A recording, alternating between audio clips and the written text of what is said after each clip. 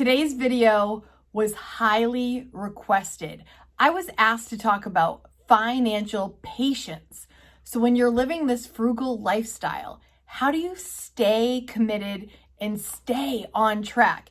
And as soon as I saw this request, I'm like, okay, I am the queen of patience when it comes to finances. So I'm happy to share with you today 10 ways that frugal people stay frugal to save money. Let's do it.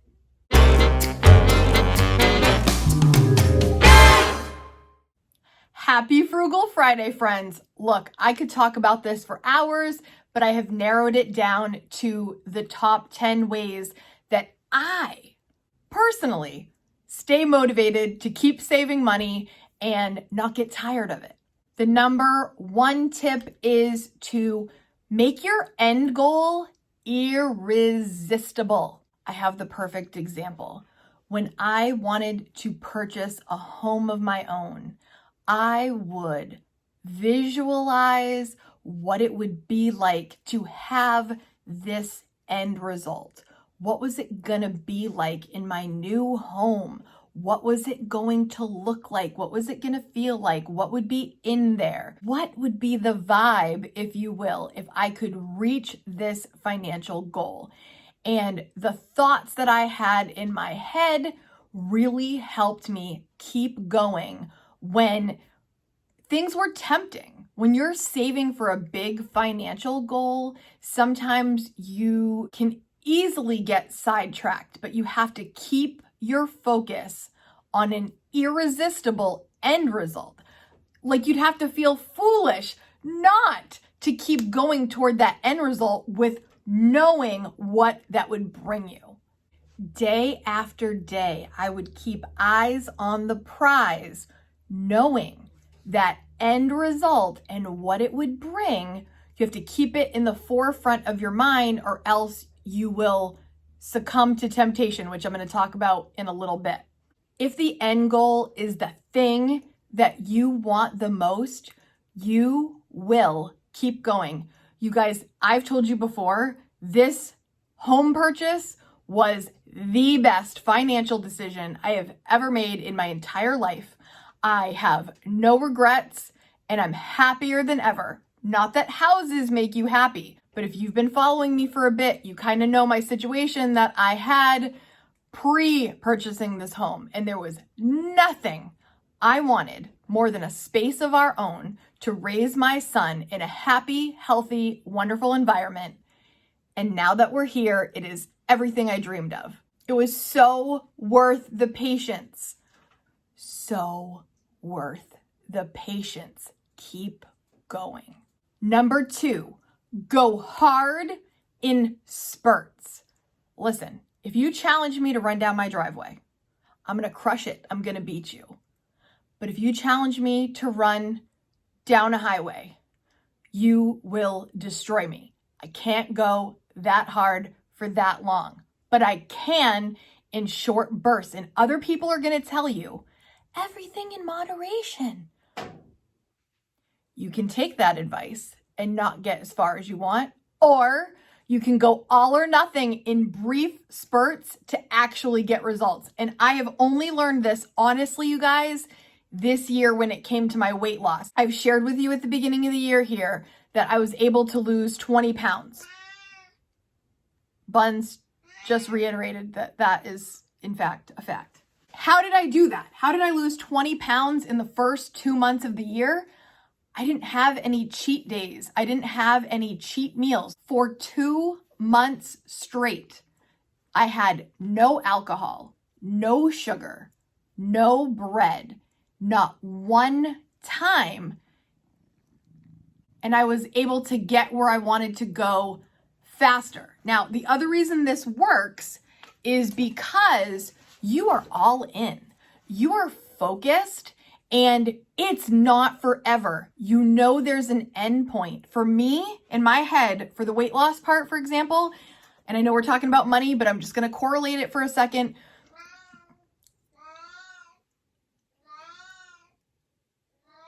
Just a sec, Buns needs me again.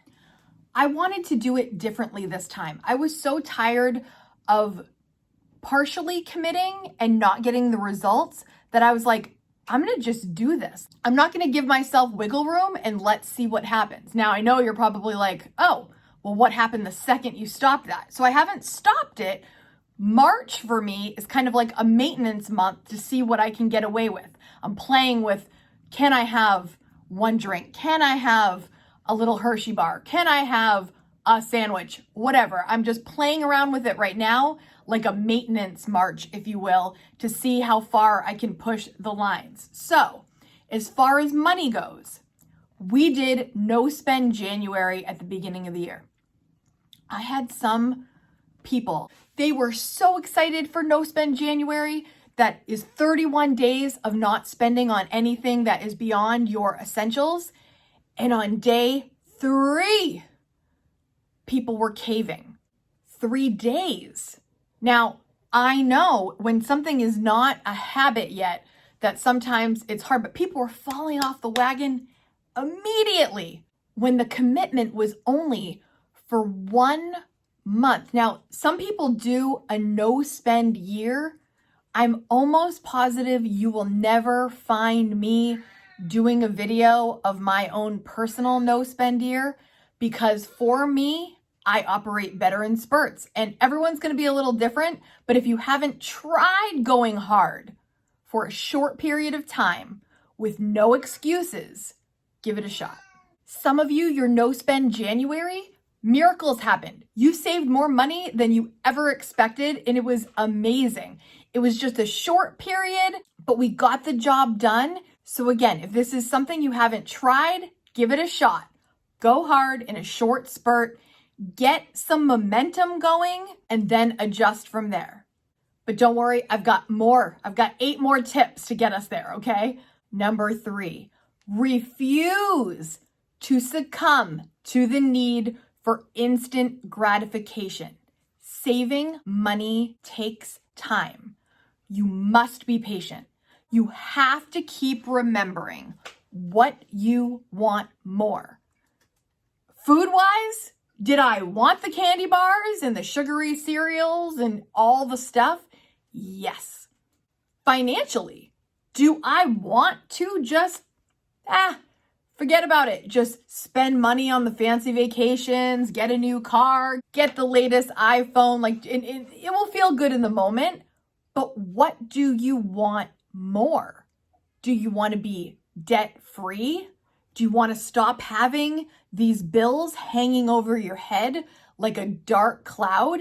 Do you want a home of your own? Do you want to have a retirement? What is it that you want more than the iPhone in the moment, the super expensive meal in the moment? What is it that you want more? Refuse to give in to that instant gratification that you are seeking, because you know there is a greater end result if you can hold out. If you hear me, K-Squad, type in the comments right now. I hear you. So I know that you're still with me, and we're moving on to number 4. The 4th way frugal people stay frugal is to budget and track your spending. What is this? A broken record, Kate? Do you say this every video? Yes. And I'm right, buns? And I'm going to continue to say it. Your budget is a tool to build your wealth. It's a roadmap on how to get what you want. Setting up your budget and then actually tracking what you spend is something that I do personally, not just because it keeps me accountable, but you guys, I get pumped up. I told you I take 5 minutes every morning when I'm drinking my coffee to look at my accounts. Watching my savings grow, watching the large amount that my mortgage payment is getting cut down, cut by cut by cut, slowly but surely, that number going down, I get excited. And I know many of you feel the same way because we've had conversations about this. Watching your progress is one of the benefits of having a budget and tracking all of your spending. You can see it all. There's no mystery. The math is there. This is what you make. This is where I'm putting the money. This is what I'm putting into savings. It also helps you realize if you're spending too much in a certain area. It is a great, priceless tool to budget and track your spending. I have an entire budgeting playlist for you. I will leave it down in the description for you to check out so you can see how I budget and get excited about it too, because you guys know I love budgeting. The fifth way frugal people stay frugal, this frugal person anyway, is I pick something to look forward to each week that doesn't cost a lot of money. One of my favorites, bubble baths. You guys might remember this about me. I love a bubble bath, and that does not cost a lot. I don't get fancy stuff to put in it. Another thing you could do is just to have a couple friends over to spend some quality time with, have some laughs, have a little bit of food together. You could get the crock pot going. Heck, if you get the wine, there's $5 bottles of wine at Target. Easy breezy. But pick something that you're really pumped about that's not going to cost a lot of money, but you love doing. When you are living frugally, I think some people have the misconception that it's like bare bones all the time and you're not having any fun and it's just like a barren, it's none of that. It's none of that. Ugh, I don't even feel that way at all. I feel like my life is super abundant, you guys, by living frugally, and I find things to look forward to that don't cost a lot of money, and it depends what season you're in. Sometimes you're going hard. Sometimes you're able to be a little bit more lax with it. Depends where you're at, but pick something to look forward to that doesn't cost a lot. Get into it. If you love reading, get a bunch of books from the library and just indulge in reading. If you like cooking, find some fun recipes. Challenge yourself to some frugal recipes where it doesn't cost a ton, but still delicious. There's so much that you can look forward to that doesn't cost a lot, and get excited about them so you always have something to look forward to. Number 6, share this excitement with someone or some people that will get super excited with you about your goals. So, good news, everybody. You've got us right here. You've got me, you've got the entire K Squad behind you and wanting to talk about these things. When you share similar values with someone or similar goals with someone, get pumped up together, sometimes challenge each other, like when we did No Spend January. Whatever you're reaching for, it is awesome to have somebody get excited with you, and you already know you've got us built in. So if you do not, I want to tell you, let me add to this. If you have family and friends that have no interest in this, don't even bother wasting your breath. You're not going to necessarily get them excited. Money makes people uncomfortable. Talking about money for some people is torture, but not here. You know that. So you can always come here. This is a safe space. If you want to celebrate your goals, you know the K Squad's going to get excited with you. Share with us. We are here to celebrate. This whole time that I've been changing up my eating habits and exercise, I have a dear friend of mine that we email every single day about what we are doing, what we're eating, and our successes. And it has really helped me stay motivated and get excited with her about that. But for money, I got you. Number 7, a way that I have stayed super motivated is I'm documenting my journey. Every person that is a frugal living creator, they're documenting what they're doing to share with others to hopefully inspire and help others along the way. That could be you too. And if you're uncomfortable with doing it publicly, maybe you don't want a YouTube channel, that's fine. You don't need a YouTube channel, but if you wanted one, you could have a YouTube channel. You could document what you're going through, what's working for you. That's how I started, you guys. I was a single mom and I was like, oh my gosh, how am I going to get my arms around this? This is stressful, doing all the finances on your own, and how am I going to survive? And once I started finding ways that were working for me, I'm like, you know what? I'm going to see if this is helpful to anyone else. And that's where it all started. So we wouldn't even be watching this if I hadn't decided to share a little bit. So if you're not comfortable with the camera, You could pick another form of social media via pictures. You could do Instagram, you could do Facebook, you could do TikToks, fun TikToks. If social media is not your thing, you could do a blog. If blogging publicly is not your thing, you could just keep a journal, just so you remember. It doesn't have to be for others. It could be a really good way to serve others. So keep that in mind. But if you're more of a private person and that is not your thing, you can just document it. You could film yourself for your own personal journey, or you could journal it just so that you can look back and be like, oh, look at the state of mind I was in January. Oh boy, that was rough. But look at me in June. I'm rocking it now. But I remember how terrible things were back then. Now I've really made progress. So I highly recommend documenting in some way the progress you are making, because the more progress you make and the more you see where you came from, feels so good, and it just keeps me motivated for sure. Number 8 is to experiment with methods that you're curious about when it comes to finances. I'm going to give you an example. The cash envelope system. This is a system that has helped probably millions of people, right? So I thought, well, this is like a thing, I saw people doing it on YouTube. I'm going to try it. I hated it. I hate the cash envelope system. I will not do it. You won't find me talking about it as a means, but I'm not saying it doesn't work. For some people, that's the answer. Oh my gosh.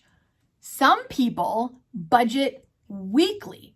Some people budget per paycheck. Some people budget yearly. You know me, I am a unique monthly budget kind of gal, and that is what has worked for me.